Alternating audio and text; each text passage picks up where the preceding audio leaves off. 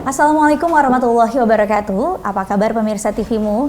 Semoga Anda semuanya selalu dalam keadaan sehat walafiat dan juga bersemangat dalam menjalankan aktivitas. Amin. Dan pemirsa, senang sekali karena program Teras TVmu bisa kembali hadir menemani Anda semuanya bersama saya Vini Auliani. Kali ini Teras TVmu bekerja sama dengan UHAMKA, di mana saat ini kita berada di Fakultas Farmasi dan Sains dari Universitas Profesor Dr. Hamka, dan kita akan membahas mengenai peran profesi apoteker dalam menjamin sediaan farmasi halal bersama dengan Kaprodi dari profesi apoteker dari Fakultas Farmasi dan Sains UHAMKA, yaitu ada Ibu Dr. Apoteker Siska M. Farm yang saat ini sudah ada di samping saya. Assalamualaikum Ibu Siska. Waalaikumsalam warahmatullahi wabarakatuh. Apa kabar Ibu? Alhamdulillah baik. Alhamdulillah baik ya Bu ya, sehat ya Bu ya. Sehat. Terima kasih juga Ibu sudah meluangkan waktunya untuk berbagi informasi nih Bu ya, mengenai program studi profesi apoteker ya Bu ya. Juga terkait erat kaitannya dengan farmasi halal yang akan kita bahas saat ini. Mungkin bisa juga ini Bu diawali dengan menceritakan sejarah ini Bu, hadirnya program studi profesi apoteker ini, terutama bagaimana nanti bisa menjadi penyedia SDM-SDM yang memperhatikan farmasi halal di masyarakat Ibu. Oke, baik Mbak Vini, terima kasih ya. Jadi terkait dengan pendirian program profesi apoteker itu diawali tahun 2003. Jadi kita mulai merintis itu di tahun 2003 ketika masih bergabung dengan FMIPA, jadi belum Fakultas Farmasi dan Sains. Kemudian untuk izinnya sendiri ya dari Kementerian Pendidikan dan Kebudayaan itu di tahun 2010. Dan untuk sampai saat ini kami sudah meluluskan 39 angkatan, dan setiap angkatan itu terdiri dari 120 orang, seperti itu. Dan untuk kelulusan tahun ini ya di angkatan 39, alhamdulillah kami itu mencapai 96,6% untuk ujian UKM PPAI ya. Jadi kalau untuk di profesi apoteker itu ada ujian nasionalnya, adalah ujian kompetensi mahasiswa program profesi apoteker. Nah itu dilakukan serempak seluruh Indonesia seperti itu. Seperti itu. Baik, ya. Ibu, ya. Baik Ibu Siska, ini program studi profesi berarti selama 1 tahun ya Bu ya. Betul. Yang mana diambil oleh mahasiswi lulusan program S1 farmasi gitu. Betul. Nah ini sebenarnya seberapa penting sih Bu untuk seorang lulusan dari program studi farmasi ini untuk kemudian melanjutkan kembali mengambil program profesi ini? Oke, baik. Jadi program profesi apoteker ini memang diikuti oleh lulusan ya atau sarjana S1 farmasi seperti itu. Dan program profesi ini hanya 1 tahun gitu ya, 1 tahun atau dua semester seperti itu. Dan memang sangat kami sarankan gitu ya untuk adik-adik yang memang mau berkecimpung di dunia farmasi gitu untuk melanjutkan ke program profesi apoteker seperti itu. Dan sangat terbuka, kesempatan kerjanya itu jauh lebih besar gitu ya, terkait dengan di bidang farmasinya itu sendiri. Jadi ada keterbatasan tentunya ya antara program sarjana dengan program profesi apoteker karena ini pendidikan berkelanjutan gitu. Nah kalau di program sarjana nanti adik-adik itu akan dapat gelarnya sarjana farmasi gitu. Nah untuk di apoteker tentu ada gelar APT tadi yang disebutin Mbak Vini ya. Ada gelar APT-nya gitu ya untuk tambahan di situ. Dan tentunya dengan ada gelar ini ya ada sandang gelar baru dan itu akan ada tanggung jawab lain seperti itu. Baik ya. Nah untuk tentunya bisa menghasilkan juga nih lulusan profesi apoteker yang kompeten, berkualitas. Ini penerapannya dalam kurikulum seperti apa itu? Nah kalau di kurikulum apoteker sendiri memang ya kita kan kurikulumnya mengikuti Asosiasi Perguruan Tinggi Farmasi Indonesia gitu ya. Jadi untuk 2 semester itu penitik beratan pada program profesi kurikulumnya itu adalah di praktek kerja profesi apoteker atau kita biasa sebut dengan istilah PKPA gitu. Nah untuk PKPA-nya sendiri itu kita ada 26 SKS, jadi memang full tuh untuk praktek kerja profesi ya. Jadi mungkin kalau istilah umumnya itu kayak magang gitu ya. Nah mahasiswa-mahasiswa ini nanti mulai di semester 1 pertengahan itu sudah dikirim nih sama prodi ke tempat-tempat PKPA gitu. Nah, PKPA tuh tempatnya kita banyak ya, ada 5 bidang di bidang farmasi itu, mulai dari farmasi rumah sakit, kemudian ada farmasi industri ya, jadi dikirim ke industri-industri obat, kosmetik, kemudian juga obat tradisional dan yang lainnya. Kemudian juga di bidang perapotikan ya, dan di distribusi. Distribusi itu seperti pedagang besar farmasi ya. Dan satu lagi di dinas kesehatan itu khususnya di puskesmas, jadi di bidang pelayanan. Jadi semua lini itu kita masuki untuk praktek kerja profesi apoteker, seperti itu. Baik ya. Nah Ibu, terkait tema kita juga nih Bu, kali ini tentang peran profesi apoteker dalam menjamin sediaan farmasi halal ya Bu ya. Oke. Nah, ini sebenarnya seberapa penting sih pengetahuan masyarakat ini yang perlu dibangun mengenai bahan-bahan yang nantinya menunjang untuk farmasi halal tersebut Bu? Saya jelasin dulu terkait sediaan farmasi gitu ya. Jadi kalau yang disebut dengan sediaan farmasi itu sediaan obat gitu ya, obat, kemudian termasuk juga bahan obat itu sendiri, kemudian juga kosmetik, obat tradisional, kemudian suplemen dan juga obat kuasi ya, itu yang termasuk dalam sediaan farmasi.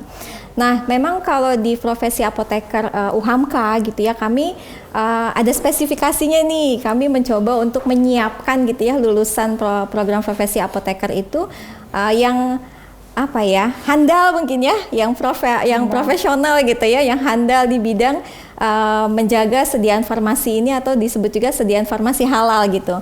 Nah, di sini kami mengimplementasikan terkait dengan kurikulumnya tentunya ya. Jadi ada integrasi kurikulum terkait dengan farmasi halal itu sendiri sih kalau untuk di PSPPA ya, seperti itu Mbak Fani. Baik, nah ini menarik ya, karena sekarang ini mungkin masyarakat lebih cenderung melek halal untuk makanan gitu. Iya, Padahal ternyata banget. untuk farmasi halal, sediaan Belum farmasi ya? halal ini juga penting gitu ya Bu Siska. Iya. Nah, kita akan lanjut kembali membahas lebih detail, tapi kita jeda sejenak ya Bu ya, karena kita akan simak dulu yang berikut ini. Terima kasih pemirsa, masih bersama kami dalam Teras TV-mu. Kita lanjutkan kembali pembahasan mengenai peran profesi apoteker dalam menjamin sediaan farmasi halal bersama dengan Ibu Siska. Nah, Ibu Siska ini terkait farmasi halal, berarti ini di masyarakat masih banyak beredarkah farmasi yang non halal begitu Bu? Ya, oke, baik, mungkin ada penjelasan sedikit ya terkait apa sih yang dimaksud dengan farmasi halal di sini gitu ya. Jadi memang kalau di kami itu menitik beratkan pada bahan-bahan yang menyusun obat itu sendiri gitu.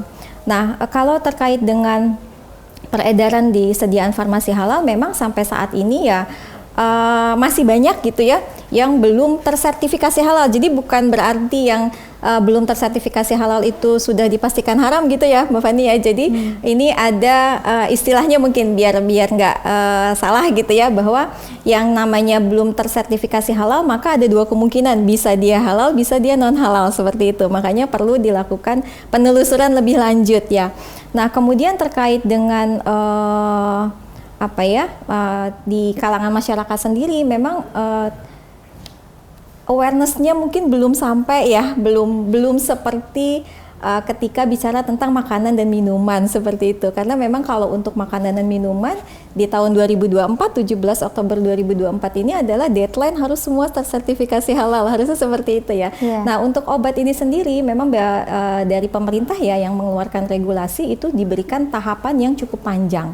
Tahapan tuh kita sampai 2039 untuk produk mikrobiologi ya, karena terkait dengan kesulitan-kesulitan ya tentunya ya, terkait dengan penyediaan bahan baku, kemudian juga teknologinya itu sendiri gitu. Jadi butuh waktu seperti itu sih.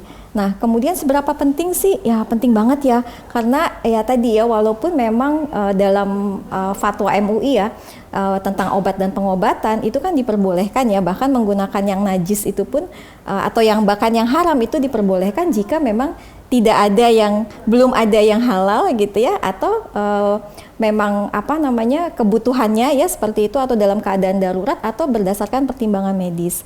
Tapi ya tadi ya, artinya kita kan tetap harus usaha ya, jangan sampai istilahnya tuh definisi darurat itu terus-terusan dipakai gitu ya. Jadi ini salah satu usaha kami ya di bidang pendidikan akademik untuk menyiapkan nih tenaga-tenaga ahli yang khusus lah di bidang farmasi seperti itu. Baik, iya. ini agar kita ada gambaran juga nih ya, karena kan kita harus mengupayakan juga ya, upayakan secara maksimal untuk nanti dalam pengobatan itu halal nih, kehalalan dari obat-obatan farmasi tersebut gitu. Untuk farmasi yang tadi sertifikat halalnya masih diragukan ataupun non halal, itu dalam bentuk apa sih Bu?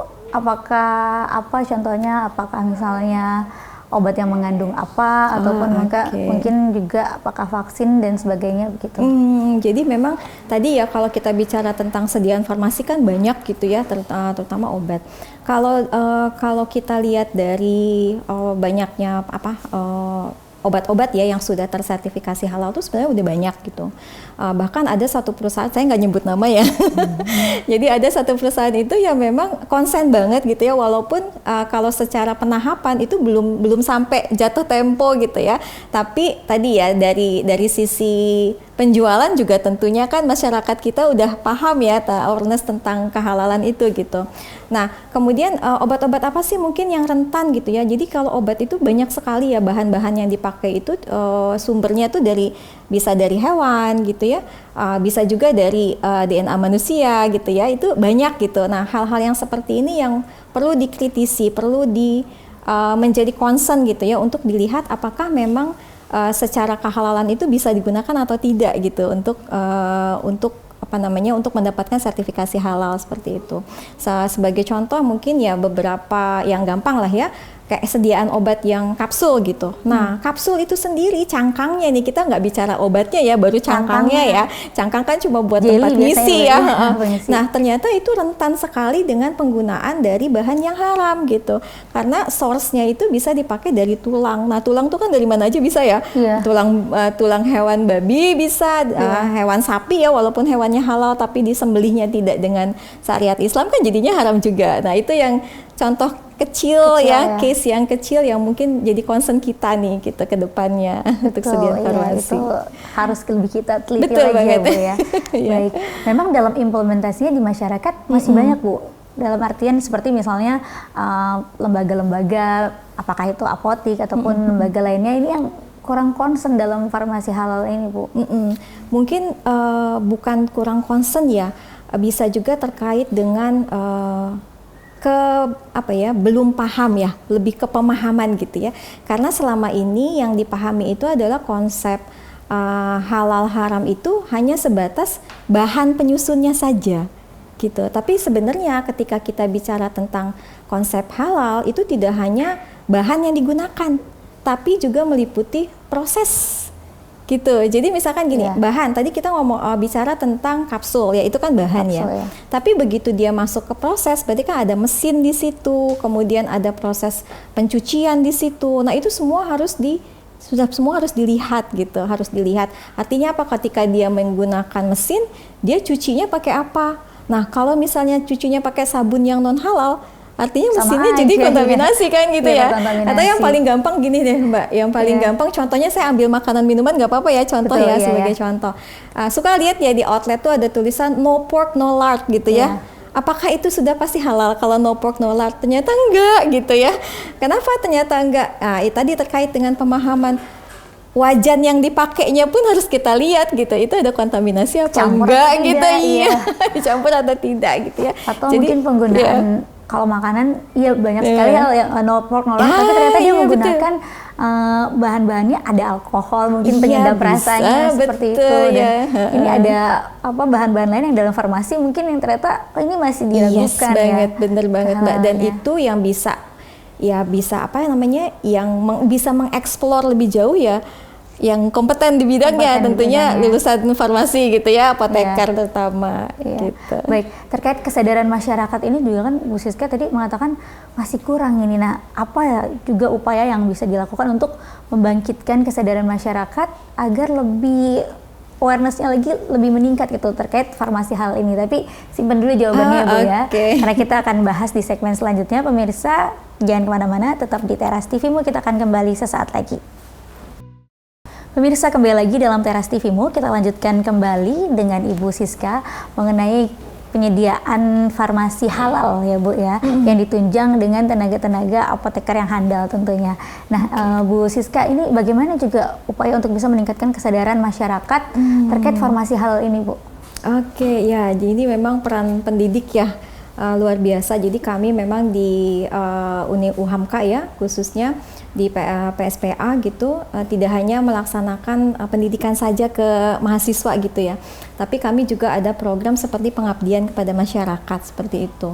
Nah, di program pengabdian ini kami berkolaborasi dengan mahasiswa itu biasanya melakukan penyuluhan-penyuluhan seperti itu, dan kebetulan juga di UHAMKA itu kan ada PKHU ya, Pusat Kajian Halal UHAMKA. Nah, jadi di situ kami biasa mengadakan penyuluhan, pelatihan ya untuk terkait dengan awareness terkait dengan kehalalan ini.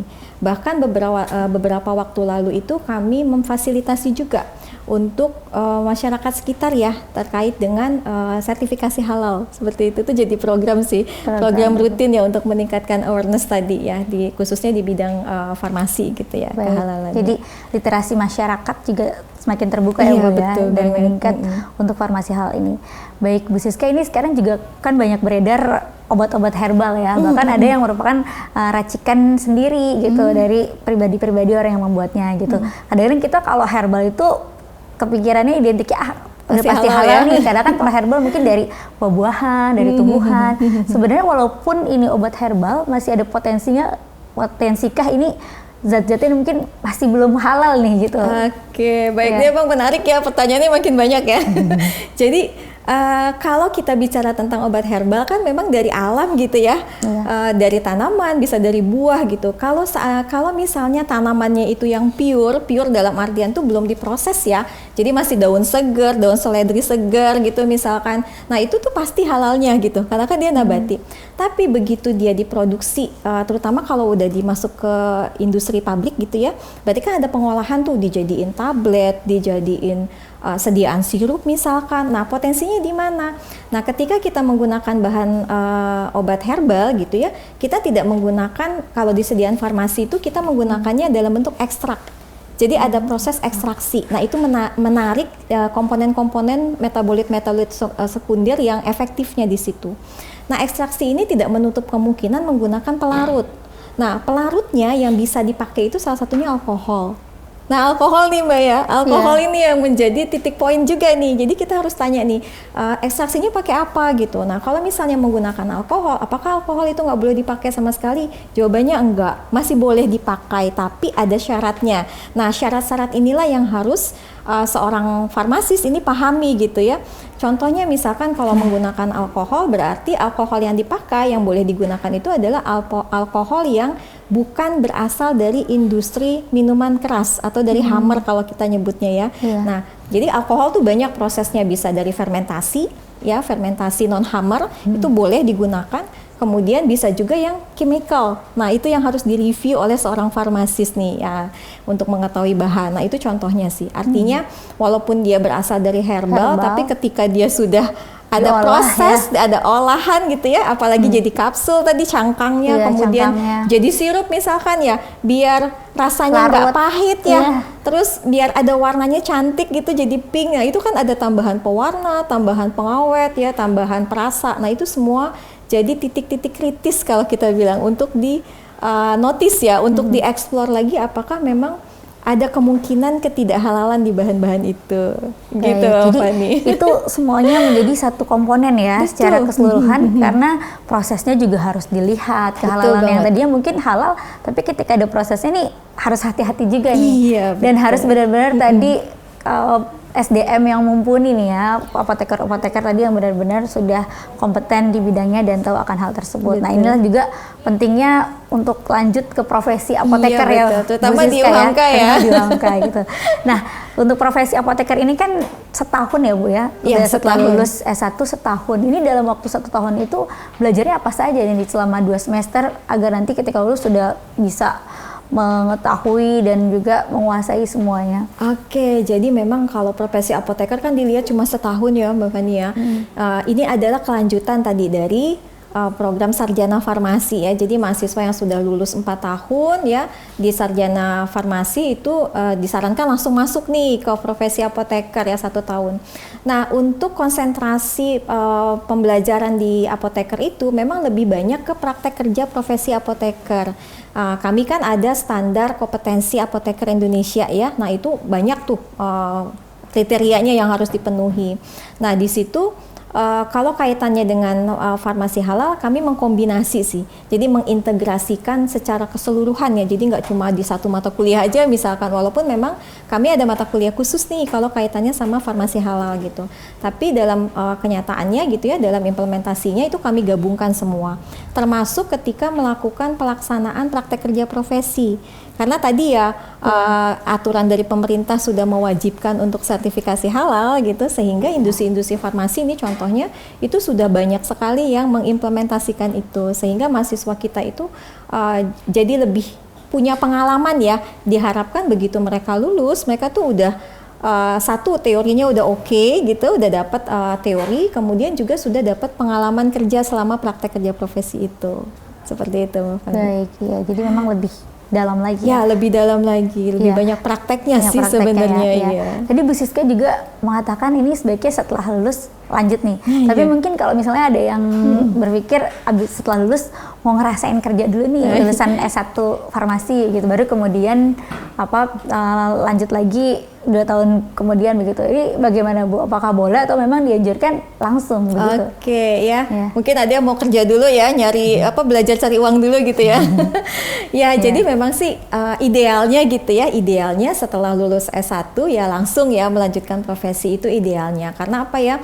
Kalau dilihat tuh kan ilmunya masih upgrade banget ya, masih panas-panasnya, masih fresh gitu. Jadi mungkin lebih mudah ya untuk mempersiapkan diri mengikuti ujian nasional nanti gitu. Tapi kalau seandainya memang belum ada kesempatan setelah lulus ya mungkin kerja dulu, ngumpulin dana dulu mungkin ya, karena biayanya lumayan gitu ya. Nah itu kita masih menerima karena sejauh ini belum ada batasan usia sih Mbak, atau batasan lulusan ya untuk melanjutkan ke program profesi apoteker seperti itu. Iya, tapi mungkin memang ketika langsung itu keuntungannya tadi ya Bu, masih fresh, lebih gampang menerima mungkin ya. Dan mungkin lebih ingin termotivasi untuk cepat lulus karena biar bisa lanjut kerja juga. Iya, betul. Ujian-ujiannya juga masih dari ketika S1 kemarin begitu ya. Nah, untuk prospeknya juga nih Bu. Prospeknya kan tadi Ibu di awal juga sempat menjelaskan ini lebih unggul. Nah, lebih unggul dibanding mungkin lulusan baru S1 farmasi ya Bu ya. Ini apa saja sih pekerjaan yang bisa dilakukan oleh lulusan profesi apoteker ini yang tadi lebih unggul nih, mungkin lebih bergengsi dan lebih strategis gitu, bisa menempati profesi-profesi yang lebih strategis. Namun seperti apa, Bu Siska simpan dulu ya. Kita akan jawab di segmen selanjutnya. Pemirsa, kita simak dulu yang satu ini. Pemirsa, kembali lagi dalam Teras TV-mu. Kita lanjutkan kembali pembahasan kita mengenai penyediaan farmasi halal bersama dengan Ibu Siska. Nah, ini Ibu Siska, prospek dari nanti lulusan profesi apoteker ini seperti apa dan secerah apa ini Bu? Oke, secara mentari ya di pagi hari. Baik, jadi memang tentunya ya program profesi ini berbeda dengan lulusan sarjana farmasi ya. Ada bidang-bidang tertentu yang hanya bisa diduduki atau didapatkan ketika sudah punya gelar apoteker. Seperti itu. Salah satu contohnya misalkan kalau sarjana farmasi itu tidak bisa jadi apoteker penanggung jawab di apotik gitu. Nah, ini hanya bisa dipegang oleh lulusan profesi apoteker yang sudah memiliki gelar apoteker tadi ya, dan juga ada peraturan lainnya sih ya, sertifikat kompetensi, kemudian ada surat tanda registrasi apoteker ya, banyak peraturannya seperti itu. Kemudian sebenarnya ada satu lagi yang kami tuju ya, ini adalah peluang yang baru nih terkait tadi persediaan farmasi halal gitu. Ada satu peluang kerja ini yang bisa didapatkan oleh lulusan apoteker gitu ya, yaitu sebagai supervisor halal atau penyelia halal. Dan ini sangat dibutuhkan di industri farmasi untuk saat ini. Karena tadi terkait dengan regulasi ya, regulasi yang sudah dikeluarkan Undang-Undang Nomor 33 Tahun 2014 tentang jaminan produk halal, di mana dan juga ada di keputusan Presiden ya nomor 6 tahun 2023 itu mengatur tentang sertifikasi halal obat, produk obat dan alat kesehatan. Nah, di situ dimention ya Mbak ya bahwa obat, kemudian juga sediaan obat ya, kemudian juga produk biologi maupun alat kesehatan itu yang masuk, kemudian beredar dan diperjualbelikan di Indonesia itu harus tersertifikasi halal. Nah ini kan artinya peluang banget ya buat pada lulusan profesi apoteker seperti itu. Karena sesuai tadi yang sudah saya sampaikan ya, ada penahapan nih. Penahapan jangka panjang itu ada di sediaan produknya biologi.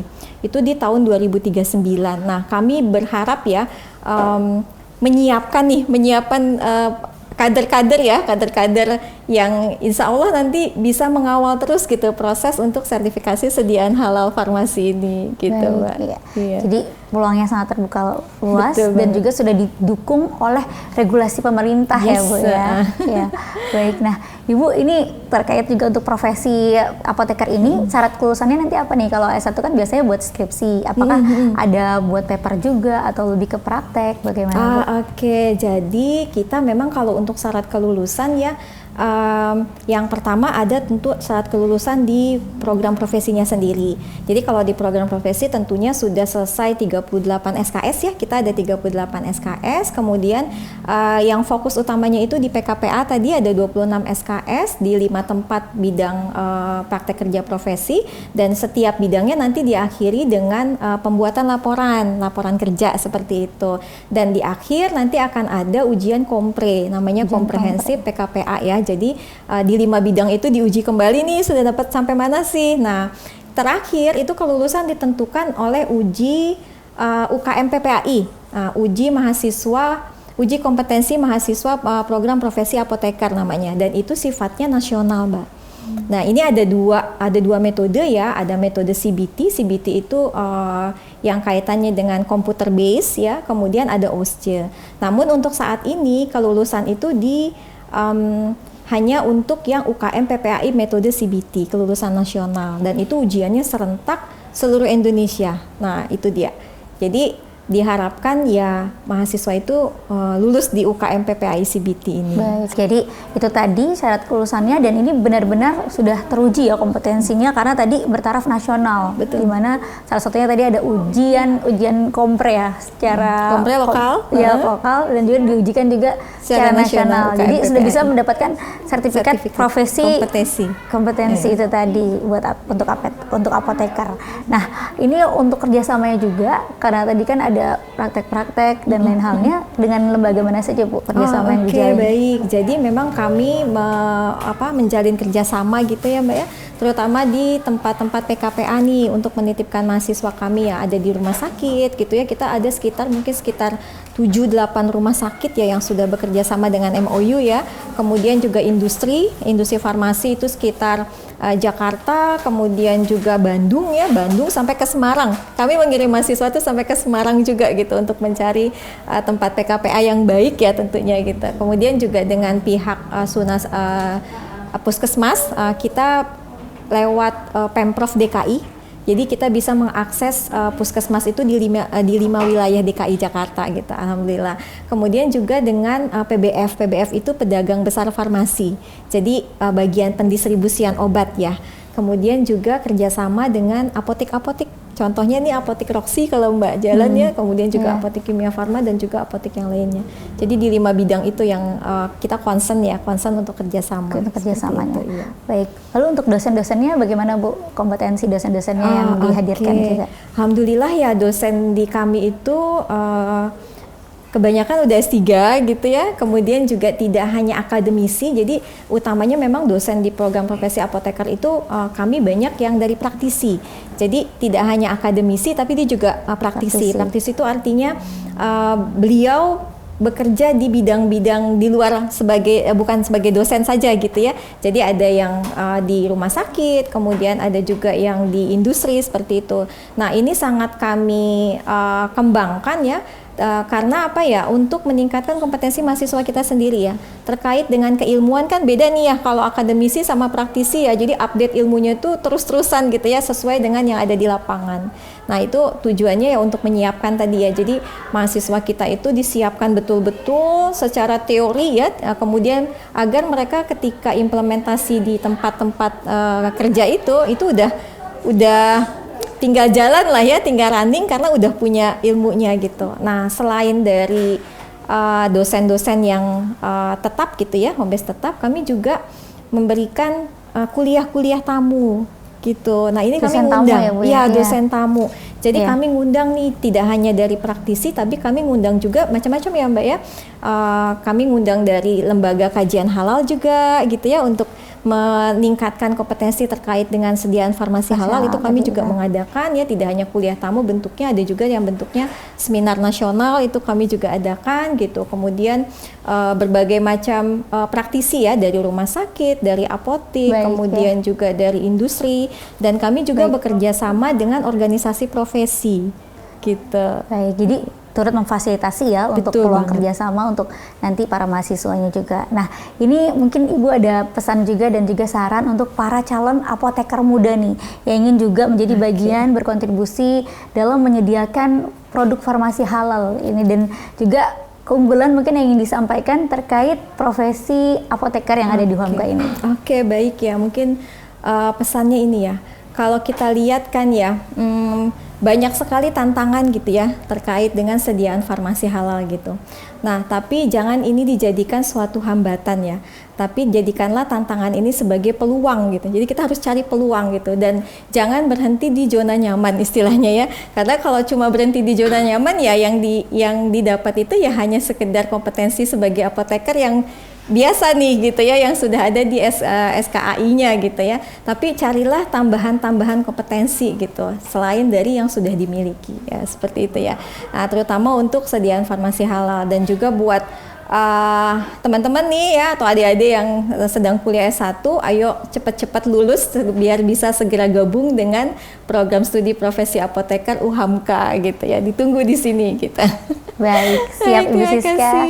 Terima kasih atas penjelasannya dan juga pencerahannya Ibu Siska. Sukses selalu Ibu. Sehat selalu juga Ibu. Terima kasih. Baik pemirsa TVmu, tadi kita sudah mendengarkan penjelasan dari Ibu Siska, Kaprodi dari program studi profesi apoteker yang ada di UHAMKA ini. Mudah-mudahan ini bisa memberikan manfaat untuk kita sebesar-besarnya, dan juga adik-adik ini yang masih menempuh belajar farmasi ini bisa lebih semangat lagi nantinya untuk terus lanjut kembali mengambil profesi apoteker. Amin. Dan tidak terasa pemirsa, sudah waktunya saya Vini Auliani, juga Ibu Siska, narasumber kita, dan seluruh kerabat kerja yang bertugas, kami mohon pamit undur diri. Jangan lupa untuk saksikan Teras TVmu dalam episode-episode selanjutnya. Akhir kata, wassalamualaikum warahmatullahi wabarakatuh.